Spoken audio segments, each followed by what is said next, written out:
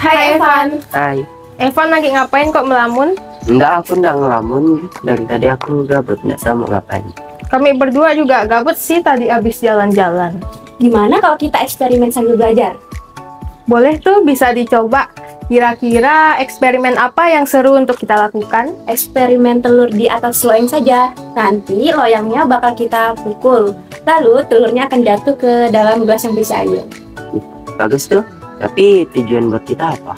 Tenang, tujuannya adalah kita bakalan tahu pengertian dari hukum Newton 1 dan momen inersia. Serta kita juga bisa membuktikan bahwa hukum Newton 1 dan momen inersia berkaitan dengan sifat kelembaman. Yuk. Ayo kita bereksperimen sekarang. Ya. Seru tuh. Ya, tunggu aku. Hukum Newton 1 dan momen inersia memiliki kaitan dengan sifat kelembaman suatu benda. Ah, gimana tuh maksudnya? Jadi, sifat kelembaman suatu benda atau yang biasa disebut dengan momen inersia adalah sifat benda untuk mempertahankan kedudukannya.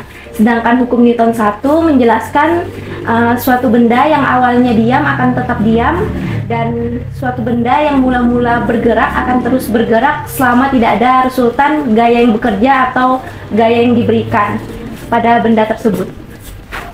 Nah, karena resultan gaya yang bekerja pada benda tersebut sama dengan 0, maka benda tersebut tidak memiliki percepatan atau percepatannya sama dengan 0. Secara matematis, hukum Newton 1 dapat dituliskan dengan persamaan sigma F sama dengan 0. Contoh dalam kehidupan sehari-hari yang menggambarkan hukum Newton 1, yaitu pada saat kita menaiki mobil yang bergerak dengan kecepatan konstan dan tubuh kita ada pada posisi duduk nyaman.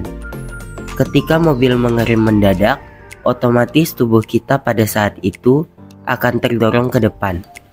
Momen inersia adalah ukuran kecenderungan atau kelembaman pada suatu benda untuk berputar pada porosnya. Besarnya nilai momen inersia bergantung pada beberapa faktor. Yang pertama ada massa benda atau partikelnya. Yang kedua ada geometri benda atau bentuk bendanya. Yang ketiga ada letak sumbu putar benda. Yang keempat ada jarak ke sumbu putar benda atau lengan momen. Contoh dalam kehidupan sehari-hari yang menggambarkan momen inersia yaitu pada saat kita bermain sepeda. Mengapa bermain sepeda dapat menimbulkan momen inersia? Roda sepeda disebut momen inersia karena momen inersia yang tinggi pada roda sepeda memberikan sifat kestabilan dan kecenderungan untuk tetap dalam gerak rotasinya dengan kecepatan konstan. Sekarang kita masuk ke eksperimennya. Alat dan bahan yang diperlukan dalam melakukan eksperimen adalah satu gelas yang diisi air, satu loyang persegi, satu lembar karton dengan ukuran 20 x 20 cm, satu butir telur, gunting, dan lakban. Berikut adalah langkah-langkah dalam melakukan eksperimen. 1. Buatlah gulungan karton dengan ukuran 20 x 20 cm. 2. Letakkan gelas yang berisi air di atas meja atau kursi yang kokoh. 3. Letakkan loyang persegi di atas gelas tersebut. 4. Letakkan satu gulung karton di atas loyang sejajar dengan gelas. 5. Letakkan satu butir telur di atas gulungan karton dengan posisi terbaring. 6. Berilah gaya dengan cara memukul sisi samping loyang secara cepat dan tepat tanpa ragu menggunakan tangan. Loyang dan gulungan karton akan terlempar ke samping, dan telur akan masuk ke dalam gelas berisi air. Ini adalah hasil eksperimen jika kita melakukan langkah-langkah tersebut dengan baik dan benar. Saat telur berada dalam keadaan diam atau sebelum terjatuh ke dalam gelas yang berisi air, telur akan tetap dalam keadaan diam sampai ada gaya eksternal yang bekerja pada telur, yaitu pada saat memukul loyang. telur akan berputar dan naik sedikit ke atas kemudian jatuh lurus ke bawah.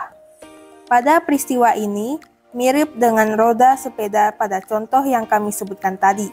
Telur dapat jatuh lurus ke bawah karena adanya gaya tarik ke pusat bumi akibat gravitasi. Maka, telur tersebut tidak pecah. Artinya, telur bisa mempertahankan keadaannya. Pada peristiwa ini, mirip dengan mobil yang rem mendadak pada contoh yang kami sebutkan tadi. Hal tersebut termasuk hukum Newton 1 yang berbunyi, jika resultan gaya yang bekerja pada suatu benda adalah nol, maka benda yang awalnya diam selalu dalam keadaan diam. Ini merupakan contoh kegagalan dalam bereksperimen, yaitu kurang cepat dan tidak tepat memukul sisi samping loyang. Ketika kita lambat sedikit dalam memukulnya, maka telur tidak akan jatuh tepat ke dalam gelas. Hal ini karena telur akan menabrak loyang atau gelas dan mengakibatkan telur menjadi pecah.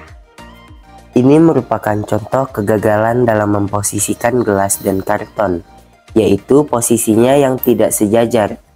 Ketika posisi gelas dan karton tidak sejajar, maka telur yang tertarik ke pusat bumi akan menabrak gelasnya sehingga mengakibatkan telur pecah karena posisinya tidak tepat sasaran.